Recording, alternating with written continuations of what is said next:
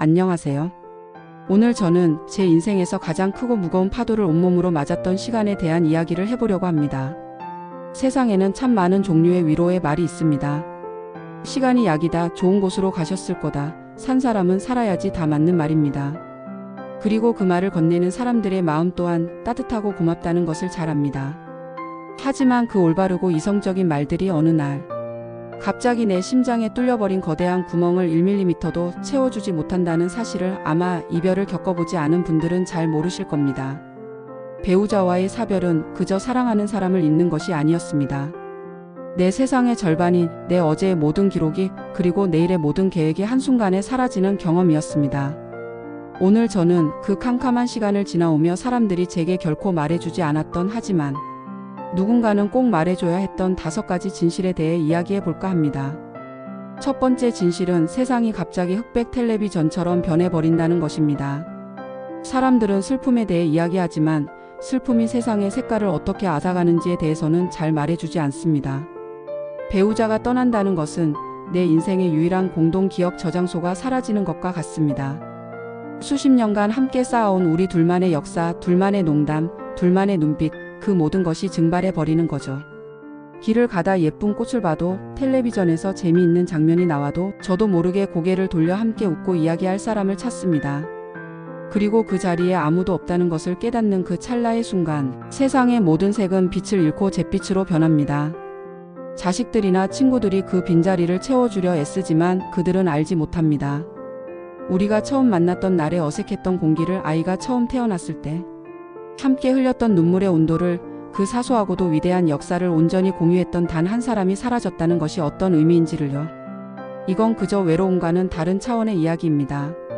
내 인생의 컬러를 담당하던 조명이 완전히 꺼져버린 그런 막막함입니다. 두 번째 진실은 슬픔이 내 몸을 좀먹는 도둑이 된다는 것입니다. 마음이 아프면 몸도 아프다는 말, 저는 그것이 그저 문학적인 표현인 줄로만 알았습니다. 하지만 아니었습니다. 극심한 슬픔은 눈에 보이지 않는 도둑처럼 내 몸에 깃들어 내 모든 것을 훔쳐가기 시작합니다. 잠을 훔쳐가고, 입맛을 훔쳐가고, 기억력마저 훔쳐갑니다. 사람들은 제가 슬퍼서 기운이 없다고 했지만 저는 말 그대로 온몸에 에너지가 방전되는 것을 느꼈습니다. 밥을 먹어도 모래를 씹는 것 같고, 밤새 뒤척여도 단 1분도 깊이 잠들지 못합니다. 어제 어디에 뒀던 물건을 기억해내지 못하고 방금 하려던 말을 잊어버리는 일이 다반사가 되죠. 사람들은 정신 차려야 한다고 쉽게 말하지만 애도는 정신력의 문제가 아니었습니다. 그것은 내 몸의 모든 세포가 함께 겪어내는 거대한 전쟁과도 같았습니다. 눈물만 슬픔의 표현이 아닙니다. 이유 없이 찾아오는 두통, 소화불량, 온몸을 짓누르는 무기력함, 모두가 내 몸이 토해내는 슬픔의 언어라는 것을 그때 저는 비로소 알게 되었습니다. 세 번째 진실은 나 자신이 걸어다니는 불편함이 된다는 것입니다. 이것이 아마 가장 아프고도 현실적인 이야기일 겁니다. 배우자를 잃은 사람은 본인의 의지와는 상관없이 주변 사람들에게 불편한 존재가 되기 쉽습니다.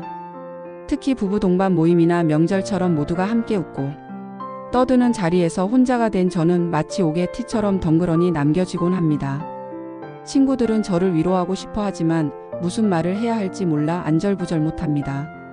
제 앞에서 배우자 이야기를 편하게 꺼내지도 못하고, 그렇다고 너무 즐겁게 웃지도 못하죠. 그 어색한 공기를 견디다 못해 저는 어느 순간부터 스스로 그런 모임을 피하게 되었습니다. 그들이 저를 싫어해서가 아니라는 걸 압니다. 그저 제 존재가 그들에게 죽음과 상실이라는 피하고 싶은 감정을 떠올리게 한다는 것을 알기 때문입니다. 그렇게 세상과 나 사이에 보이지 않는 유리벽이 생기기 시작합니다.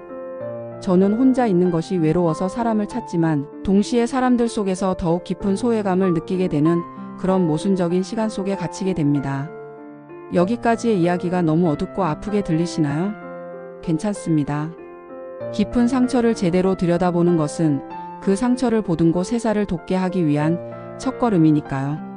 지금부터 할 남은 2가지 이야기는 이 슬픔의 강을 건너며 우리가 반드시 마주하고 해결해야 할 아주 현실적인 이정표에 대한 이야기입니다. 네 번째 진실은 아주 사소한 일상들이 거대한 산처럼 변한다는 것입니다. 우리는 부부로 살면서 자신도 모르는 사이에 수많은 역할을 나누어 맡게 됩니다. 남편은 집안의 못을 받고 전구를 갈고, 아내는 복잡한 서류를 챙기고 공과금을 관리하는 것처럼요. 그러다 어느 날 혼자가 되면 그 사람이 맡았던 모든 일들이 거대한 산이 되어 내 앞을 가로막습니다. 저는 제 남편이 떠나고 나서야 우리 집 보일러를 어떻게 켜는지, 자동차 엔진 오일은 언제 갈아야 하는지를 알게 되었습니다. 반대로 제 친구는 아내가 떠난 후에 세탁기 돌리는 법을 몰라 한 달 내내 검은 옷만 입고 다녔다고 합니다. 이건 단순히 불편함의 문제가 아닙니다. 그 사소한 일들을 마주할 때마다 나는 이런 것 하나 혼자 해결하지 못하는구나 하는 자괴감과 함께 그 사람의 빈자리를 아주 현실적으로 그리고 처절하게 깨닫게 됩니다. 형광등을 갈아 끼우다 의자에서 휘청하는 순간 여보 하고 부르다 입을 막는 그 순간 저는 세상에서 가장 무력한 사람이 됩니다. 그리고 마지막 5번째 진실은 다시 웃게 되는 나 자신에게 죄책감을 느끼게 된다는 것입니다. 시간이 흐르고 주변의 도움으로 조금씩 기운을 차리다 보면 아주 불현듯 웃음이 터지는 순간이 찾아옵니다. 텔레비전 코미디 프로를 보다가 혹은 손주 녀석의 재롱을 보다가 나도 모르게 피식하고 웃게 되는 그런 순간 말이죠. 그런데 그 찰나의 웃음 뒤에 거대한 파도처럼 죄책감이 밀려옵니다. 내가 지금 웃어도 되나? 그 사람은 저렇게 추운 곳에 있는데 나 혼자 이렇게 웃어도 되는 건가? 하는 생각에 금세 웃음 지은 것을 후회하고 자책하게 됩니다. 다시 행복해지려는 모든 노력이 마치 그 사람을 배신하는 것처럼 느껴지는 겁니다. 하지만 저는 이제 압니다. 다시 웃는 것은 그 사람을 잊는 것이 아니라는 것을요. 오히려 그 사람과 함께했던 행복한 기억이 내 안에 살아있기에 내가 다시 웃을 수 있는 힘을 얻는 것이라는 걸 말입니다. 치유는 잊는 것이 아니라 가슴에 품고 함께 살아가는 법을 배우는 과정이었습니다. 나의 웃음이 그 사람에 대한 배신이 아니라 그 사람이 내게 남겨준 사랑의 힘이라는 것을 받아들이기까지 참 오랜 시간이 걸렸습니다. 이 5가지 진실을 지나오며 저는 깨달았습니다. 사별의 슬픔은 극복하는 것이 아니라는 것을요. 암을 이겨내듯 완전히 도려낼 수 있는 성질의 것이 아니었습니다.